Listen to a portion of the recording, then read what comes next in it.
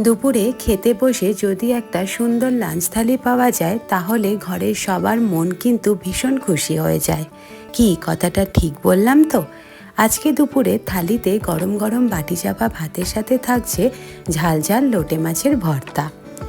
আমি কিন্তু ভীষণ ভালোবাসি এই পদটা। আপনাদের কার কার পছন্দ কমেন্ট করে জানাবেন কিন্তু। সাথে থাকছে উচ্ছে আর শিম দিয়ে বানানো মুসুরির ডাল।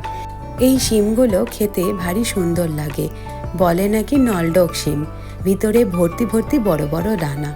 সাথে ছিল রুই মাছের ঝোল। আজ লেজাটাই থালিতে দিলাম। আমার বাড়িতে আবার লেজা আসা মানেই সেটা আমাকে খেতে হবে। সময়ের অভাবে বর খেতে চায় না, আর মেয়ে ছোট তাই ওকে দিই না।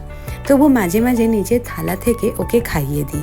আর সবশেষে থাকছে সীতাভোগ। ভিডিওটি ভালো লেগে থাকলে একটা ছোট্ট করে কমেন্ট করে জানাতে কিন্তু ভুলবেন না। টাটা।